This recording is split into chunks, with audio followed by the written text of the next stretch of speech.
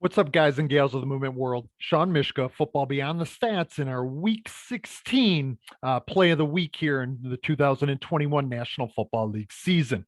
Happy holidays to you all. Obviously, we're heading into the last week of 2021. Not for the NFL season this year quite yet, with it being a 17-game season. But as I said last week, and as we go into this week, I hope that you all are enjoying the high pressure, high anxiety filled constraints that the National Football League season brings at this time of the year. As you can tell, I'm sporting another Christmas sweater. This one has a custom personalized picture of my BFF Holly. The sweater courtesy of my fiance. She found a nice custom job here on this sweater. Hopefully, you guys are all staying happy and healthy here throughout the holiday season, and with everything that COVID is bringing. I hope you're all getting an opportunity to spend time with loved ones, friends, and family. But enough for the cordials here today. Let's get into a doozy of a play, even though it's going to be a little different than what we saw last week, where we saw two walk-off winners, courtesy of Jonathan Taylor and Travis Kelce, two of the most dexterous movers and most skillful movers currently doing that. And not only are they the most skillful and dexterous movers currently doing it, they did it at times and under constraints and conditions that were of the most extreme order. They were when pressure and anxiety were at their very, very highest.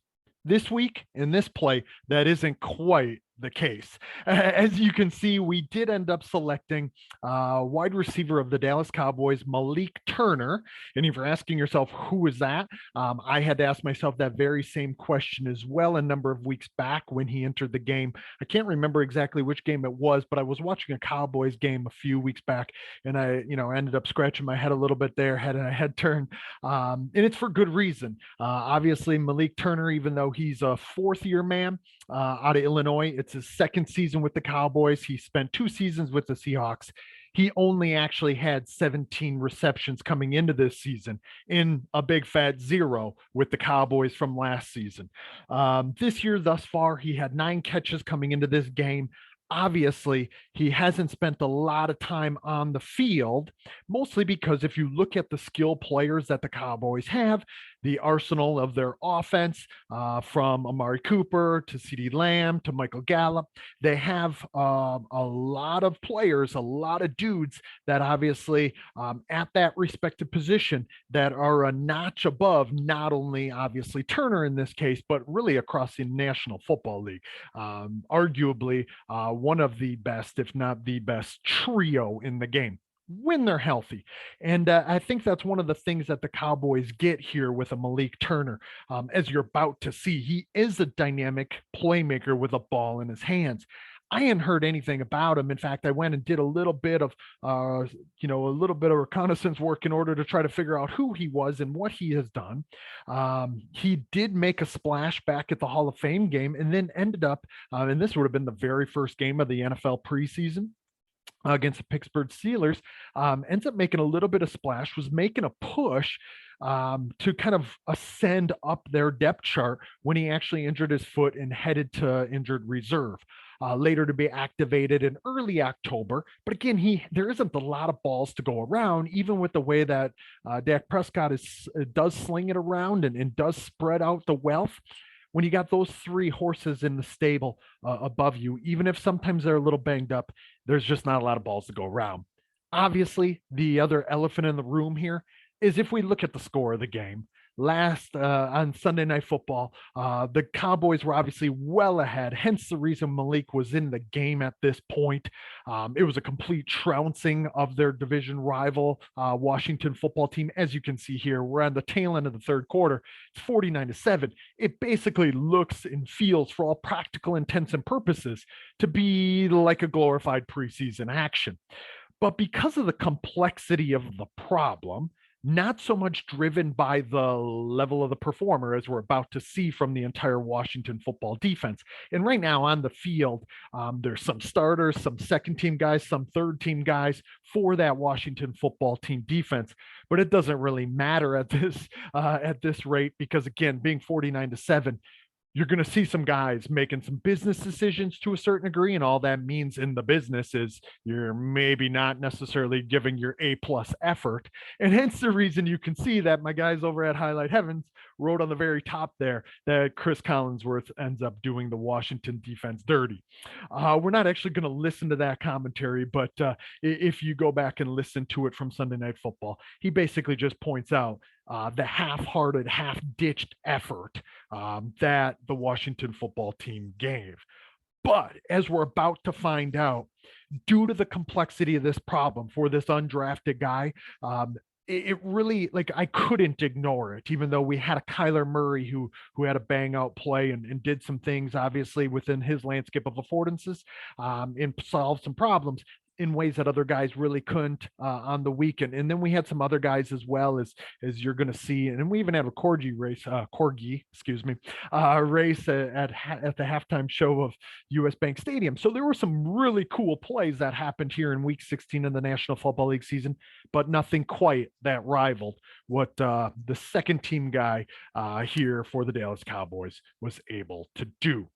So, as we would in previous weeks, let's go ahead and watch it at 100% speed, maybe a couple times through. As we typically would, Malik Turner being on the bottom of the screen here, running that pivot type of action. And you can already see some nasty, filthy stuff from him, making three guys miss there in that initial move. I apologize if it's glitching at all or buffering at all for y'all. Let's go ahead and back to the beginning down there again on the bottom, number 17, Malik Turner. Right there's that move that I'm talking about. It's essentially three guys making three guys miss, but as you're going to see when we go in slow motion, there was actually two that were sort of drawn in. Then we see him go into this curvilinear type of action, and then taking and accepting some affordances for a few cutbacks as well. And you can see nobody is happier than two stars for the Dallas Cowboys there, pun intended, and Dak Prescott and Ezekiel Elliott, who are very stoked to see a guy, second team guy, get a chance and an opportunity to make a play such as this on Sunday Night Football at all times, even though I have this sneaky suspicion that people might have already turned this TV off or this game off on their TV. And hence the reason I wanted to kind of give us an opportunity to see it through in its entirety and give credit where credit is due. I always love seeing undrafted free agents go out and do something special and extraordinary. Again, even though it's 49-7, even though the game is well out of hand, it just, it really is one of those things of test of resilience, a test of not only really passion and energy, but also a test of one's skill to be able to make rosters as an undrafted guy and be able to contribute in any way, shape, or form, everything from special teams to now getting this chance on offense. A few things that I want to mention here as we go local or micro problem. By local and micro problem is you're going to see some disparities probably in the skill. You're going to see some disparities in the disposition of the problem which is offered. Let's constantly keep in mind here that this is a performer environment or player environment, athlete environment relationship, which has an intertwined, interwoven nature to it. Again, problem and solution dynamics that have ever-changing states of organization on both sides. So again, all that really means is behavior affords behavior, as we've talked about. But you're going to be able to see some of that really play out nicely. I mean, I know we can every single week, but I certainly want to draw attention to it. First things first, we see this creativity in Malik Turner's as he works through this skip step right there. A few things that I want to mention with this. You guys know I love creativity. You guys know that I'm all about this Bruce Lee idea of an honest expression, authentic expression of oneself, using the football field and the dispositional problems it presents as one's palette in order to paint with one's movement. But I am also about functionality. And I am also about making sure that the movement that you coordinate, the movement you control, and the movement that ultimately is organized is functionally fit to match the needs the openings and the opportunities within the problem. And I'm not quite sure that that exactly happens here for Turner. Again, this is where we have a guy like a mover of the year last year in Devontae Adams, started to add some of these nuances, some of this flair, some of this real true style, this authentic flair to his craft. And now we see more and more receivers taking the liberty to do exactly that.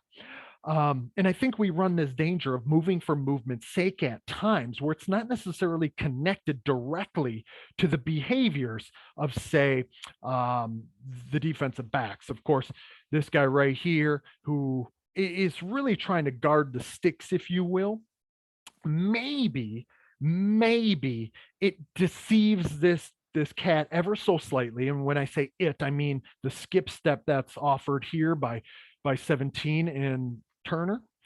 Maybe it deceives him briefly and forces this guy, I want to say it's 34, to back up a little too much, to give Turner a little bit too much cushion. Because as you can see already, this is the sticks. Obviously, with the yellow line, they do a better job in the NFL of depicting that than I ever could. But look at the amount of space that is already offered here. Okay. Granted, 17, we got to remember it's 3rd and 6 here.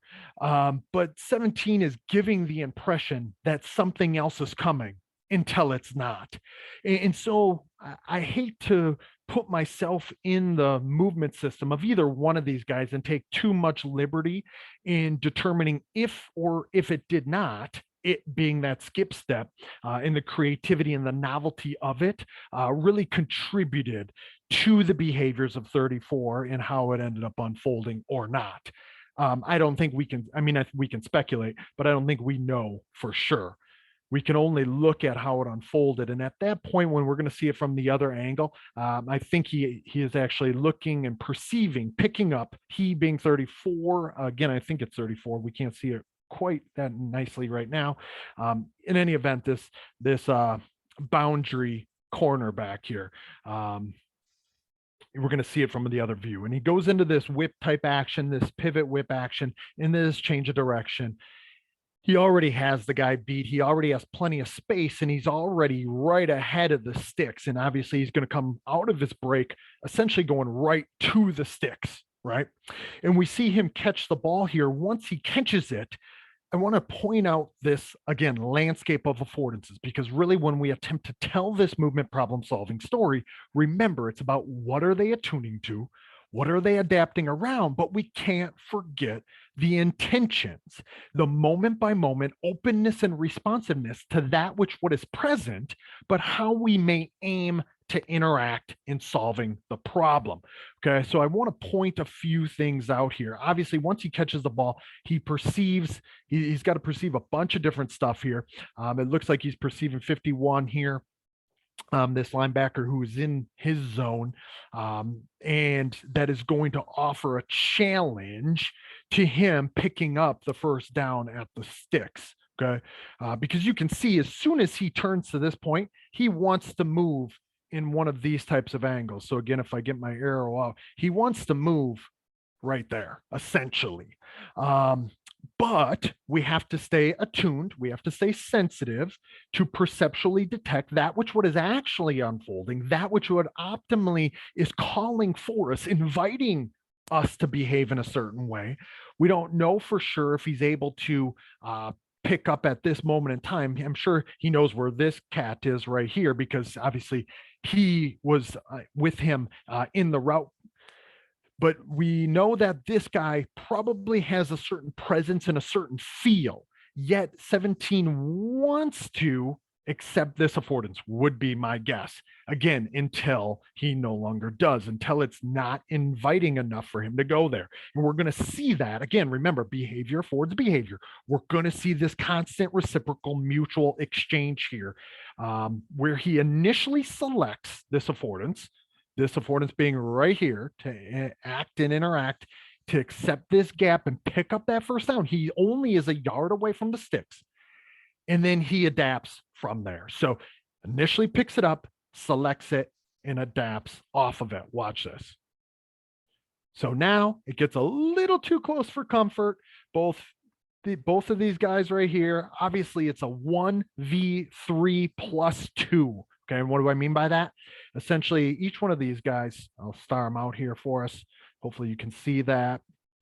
The stars not to be um, confused with obviously the stars on the Cowboys helmets.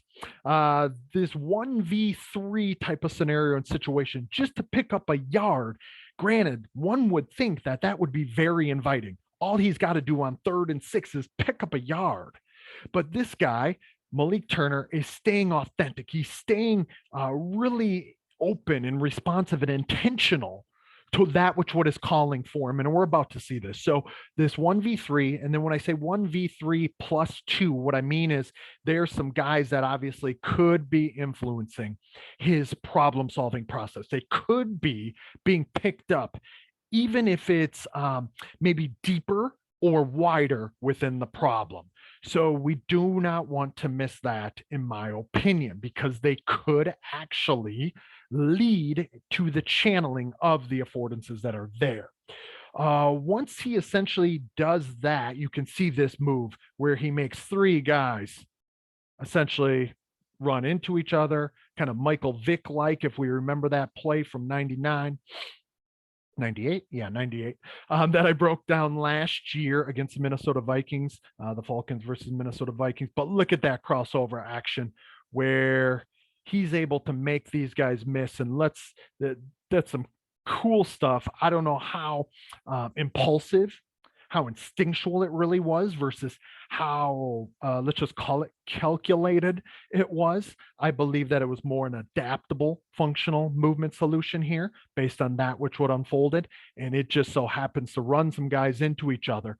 Once he gets to that place, he's going to go from east to west. And the one thing I will say is sometimes that could be looked at as lacking function, right? But we have to think about how it fits the unfolding problem. And in this case, it's purposeful east to west, left to right manipulation of space here. It's a purposeful lateral movement action that we sometimes would criticize players for. But look how attuned he stays, even though right here, this dude for the Washington football team, number 45, actually should have been able to bring him down.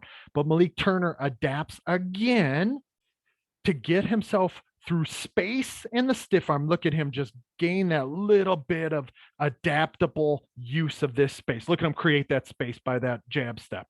Okay, watch this jab step here that goes from right to left, pushes him right there to give him that space to create the room and opportunity for the stiff arm. Pretty cool stuff. Look at him constantly adapting.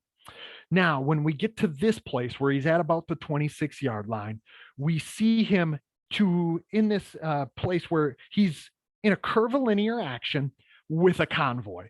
And I'm going to talk a little bit more about this at the very end. Within my peculiar learning environments, we do a lot of curvilinear and convoy type of movement problem and solution dynamics, which will unfold. Okay. And really what I mean there is you can see how it would set up. Usually I'd have a player starting at the hashes. And let me just draw it up now because I'll probably forget to do so.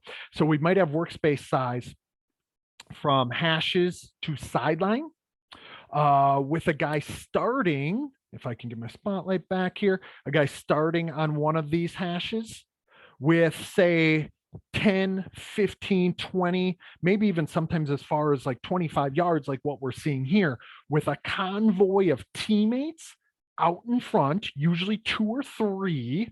Okay. And again, this would be for wide receivers in this case, tight ends, or running backs on a convoy in front of him. So the player will have to continually search for opportunities to navigate downfield, to move in between his teammates, to gain connection to the interpersonal distance to teammates, to potentially look for a cutback lane, to be able to still pick up defenders, and ultimately to be able to act in a way where they're navigating that space through an ownership type of speed. Again, the reason why I bring all this up, because I think it's actually perfect for how we might use this in a training prescription or application.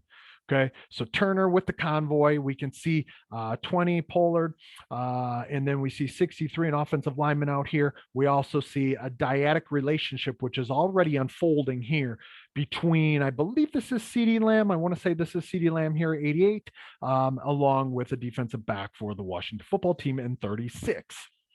So now Turner knows that he's about to pick up the first down. So luckily, his east to west lateral type of navigation did end up being functional. It did end up fitting the problem because 45 didn't bring him down. But what I want you to watch here is really this constant perception action coupling. Okay, we're going to watch this a few times through. Look at him change his speeds, looking for an opportunity. I got a little bit too far back behind. So there, that action is pretty cool. Okay, look at him here. Okay, constant perception and action. He looks for the sticks, sees the sticks, knows now everything is just a bonus. Now he's in a really motivated, creative state to just pick up as many yards as he can and to probably put a highlight stamp upon this. But the ownership speed here to move in relation to teammates, even though the defenders are maybe a little half-hearted effort for my liking. Okay. And I think that if you're a Washington football team fan, that becomes pretty obvious. But what you're seeing here, again, is this really purposeful, constant search for an opportunity that is inviting and beckoning him to cut back. You can almost see him trying to find an opportunity to get back up inside, which he ends up doing here right now. But look at the space, the interpersonal space sensitivity between he and his teammates. Okay. And I think that's one thing that with those who do some movement problem solving in their environments, even in practice situations and setting in team scenarios, I believe, I'm really biased, but we should set up more problems that look, act, feel, and behave like this. Allowing players, skillful movers with a ball in their hand to become more attuned to their teammates, how fast their teammates are moving, what kind of space relation we have between one another, what is that teammate about to do. So all of a sudden we have this really complex, really deep, really rich, meaningful relationship between oneself and our teammates and how they are interacting with the world. That, to me, ladies and gentlemen, is the shared affordances. And we can become more perceptually attuned to that. So he's looking for a potential cutback, which obviously he finds here at this time. But look, he's got to become really attuned to 63. But as soon as he does that, and I haven't had my arrow out that much, you can see he's able to connect to back inside, looking for that opportunity, but ensuring that it doesn't give him too many challenges, or there isn't too many challenges that are associated with that. But again, guys and gals, the speed matched to the unique, peculiar, unfolding problem. Once he gets back inside, of course, this guy probably should have taken a dive at his feet, at his waist. But again, a bit of half-hearted effort here. I mean, my goodness, 31. I mean, it's almost laughable, the effort that was put forth. Granted, all these guys play in the National Football League, so who am I to really judge here? But come on. This is just, I mean, are we playing to two-hand touch? I have a sneaky suspicion that 31 believes that he is, or has literally zero desire to make an attempt. Man, that's embarrassing. But once we get to that point or place, and I'm sure I'm going to get a little hate from a few Washington football team fans, but it is what it is at this point, ladies and gentlemen. Look where the eyes are. Okay. And again, remember, even though his eyes may be fixated in one place, it's the periphery where he's likely to pick up 51. That would be Mayo, I believe. And he's also looking, again, wider, deeper within this movement problem to try and determine what types of opportunities exist there. But I want you to look at this constant perception and action from 17 from Turner here. Again, he sheds him off, Okay, constant adaptability, but in that adaptability, he keeps adapting. In that adaptability, he keeps perceiving, and he just moves on to the next movement problem. But look at the scanning, constant scans, constant search, and I'll get back to this point right here. He looks from left to right and back to left, realizes that there's no challenges coming. Okay, 51 was really the only one that was threatening, at least for a moment. He looks back here just for good measure, sees that there isn't anything there, and now he can fixate right here on 14 and I believe 20. Who is this? Whoever this happens to be. And then he has 34 here chasing from behind. Guys and gals, another movement problem and scenario, which is relatively easy to simulate. Two guys out in front, moving laterally from either left to right or right to left. If you were to start it back over this way, moving that way. Okay, easy to set up movement problems that look, act, feel, and behave similar to this. We're not trying to set up identical to this. We're trying to set up similar to this so players can become attuned to the landscape of opportunities that exist for them, the landscape of affordances. Affordances and opportunities. So with 34 chasing from behind, usually I will start that guy anywhere from 3 to usually maybe even all the way up to 8 yards behind. So this player, okay, the ball carrier, has a little bit more sense of urgency. So again, I know I gave you a potential training prescription earlier on, giving you another one here. Another curvilinear action, chaser starting behind, two guys out in front where we're looking to manipulate both of them. Okay, ball carrier looking to manipulate both of them. Can he continue on this path? How does he change his speed? Does he look for an opportunity to cut back behind them, which ultimately Turner ends up doing? These things aren't happening by happenstance. The most skillful and dexterous movers end up finding their movement channeled to them based on the landscape of opportunities in the world. Okay. And they're connecting to the specifying information. In this case, right here, right now, Turner would be attuned to matching his speed to the unfolding movement of 14 and 20. I think this is Bobby McCain here, and I think 14 is a guy who might have just been recently called up from the practice squad onto active, if I'm not mistaken. But Bobby McCain has been a starter in the league for a number of years. So we're not talking about like that Malik Turner is just solving this problem with a bunch of nobodies, and no one in the NFL is a nobody. These are all the best of the best. So hence the reason that this makes what he is doing that much more impressive.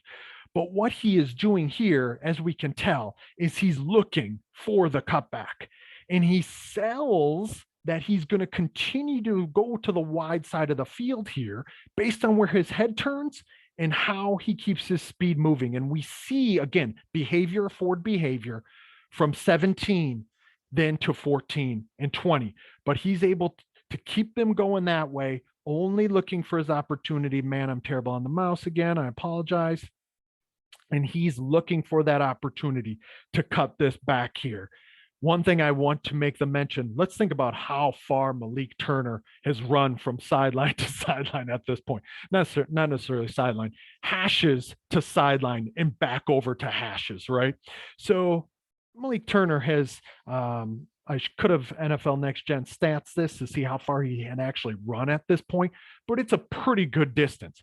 Thus, what we can think about here is as he goes into looking for this opportunity to cut back, to decelerate and change direction back up the middle of the field, find this cutback angle, acute fatigue setting in. And that's going to take one or two more steps than it would. Obviously, he's moving at relatively high velocity here, even though he's in control. We can see his body posture and his kinematics change. We see more dampening in this change of direction, in this deceleration than we typically could. We might see an increased risk of injury, right? Because we got to think, again, that acute fatigue will have set in, and the eccentric or force absorption capabilities might not be what they typically would be. So those are things to think about here. Extra dampening, more dampening, but that deceleration was sold so well that 20, if I can get Arrow happy for a moment, look at 14's body posture. Like he's pretty committed to going this way. Look at 20's body posture. They're both committed to continuing on this path to try to head off Turner. And Turner knows that at this point, and he sells it by changing his head position here. And this is too late for both 20 and 14 to change their behaviors now. And he's able to cut back in it. Probably, again, 2 extra steps than what it typically would take. But again, it's high velocity, acute fatigue, and he's trying to fit this in so he can head back, obviously, at this angle, staying attuned and adaptable to 14 and 20. Now, who knows if Turner knows that there is a guy coming behind him in 34, but we would ultimately look to try to get guys attuned to exactly that. Again, that deception sold the overrun by 14 and 20, and he comes up, 10, 11 yards short of pay dirt there. Again, I see really cool stuff here as we go to this other view. We're just going to end up, we really did dive into it deeply already. I love to see these guys, his teammates, obviously as stoked as they are for him here. But let's watch it again from this view. Again, 34 here, we don't see a lot of reaction. We don't see a lot of change in his movement behaviors based on 17 Malik Turner's skip step there and the creativity that he brought, but that's neither here nor there. We see really the true mastery of the perception, cognition, and action, this constant intertwined, interwoven nature between perceptions, cognitions, and actions. And I love seeing the people on the sideline celebrating for him. Let's kind of pay our respects here to that, which what Turner was able to do accordingly throughout the course of this play. And again, at 50% speed, we're able to pick up on some of the search, some of that scan, and how the movement truly unfolds, how the movement unfolds based on the dispositional problem, the information that one might be attuning to, the decisions one is able to make them because of that, and the truly emergent nature of the movement solution, which is coordinated, controlled, and organized to match the opportunities, aka the affordances in the world. And we're seeing it here from Malik Turner, a second string guy that probably on most teams at this point could maybe be getting a little bit more run. And hopefully within the Dallas Cowboys, he's able to get that as well. Again, we see that context shapes content. And the content was, in this case, obviously for Malik Turner, him getting his opportunity was he made good on it. He made the best that he absolutely could on it. Guys and gals, I hope obviously you were able to kind of geek out with me. Obviously, if you would, as I typically mention at the end of these videos, hit the subscribe button, hit the thumbs up button if you liked it. If you want to interact, by all means, please do so. If there's things that you think that I'm missing, which I know that a couple of you people have commented on, I'm always welcoming of that. I would love to exchange information about that, what is unfolding here, what I'm seeing, and what my unique form of life is really telling me about the movement problem solving story of the game's best movers. 2 weeks left to go in the National Football League season. I do want to give a quick shout out that I have along with the team at Emergence that I'm a part of. We have a course coming out, a movement analysis course entitled Skilled Movement Analysis, where we really try to walk you through how it is that we can utilize our movement analysis, whether it's film or data analysis, all of these types of things, what we can do to really try to put ourselves in the movement problem solving processes of our athletes. And not only that, but use it to inform our practice design. So I'm going to put that as a link in the description. If that's something you're interested in, by all means, click on it, support us as you can or as you see fit. If not, that's cool too. Again, as I mentioned at the onset of today, I hope that you all were able to enjoy the holidays to its fullest. Everybody stays happy and healthy going into this new year. Let's make it a great 2022. I'll talk to you guys next week once 2022 is here, though it will still be 2021 on the National Football League season as we head into week 17 and now this year for the first time ever. Week 18. So for Sean Mishka, Football Beyond the Stats and our movement play of the week, I'll see you guys next week.